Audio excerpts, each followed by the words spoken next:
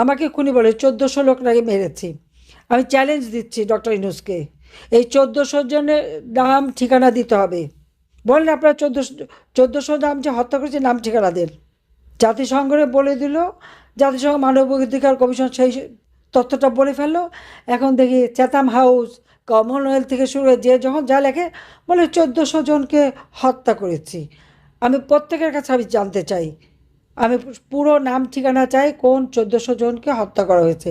কিন্তু ইউনূস যাদের হত্যা করেছে তাদের মধ্যে শুধু যাদেরকে আগুন দিয়ে পুড়িয়েছে তাদের নাম ঠিকানা সব আমরা জোগাড় করতে পারছি না। সেখানে আমাদের অনেক আওয়ামী লীগের নেতাকর্মী, এমনকি ধানমন্ডি ৩২ নম্বরে আগুন দিয়েছে, সেখানেও ৩টা লাশ, পোড়া লাশ পড়েছিল, তাদের নাম ঠিকানা পাওয়া যায়নি।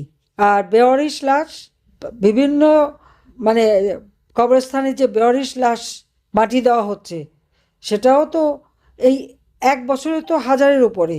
নদীতে ভেসেই গেছে প্রায় ৫০০-৬০০ লাশ, সকলের হিসাবও পাওয়া যায়নি যে এরা কারা।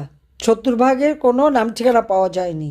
সেগুলি ধরেও আজকে কত হাজার মানুষকে হত্যা করেছে ইউনূস মাত্র এই ১৫ মাসের মধ্যে। সেই জবাবটা কি দেবে? আমাদের ১৫ বছরের হিসাব নিচ্ছে।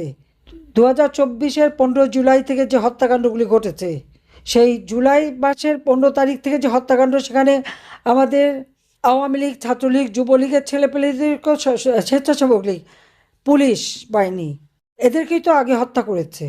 কিন্তু তাদের কোনো নাম ঠিকানা নাই, তাদের কোনো কথাই। সবুজ আলী প্রথম ঢাকা কলেজের ছাত্র, তাকে যে হত্যা করলো এবং সেই সাথে সিরিজ অফ কিলিং, নারী শিশু কেউ তো রেহাই পায়নি।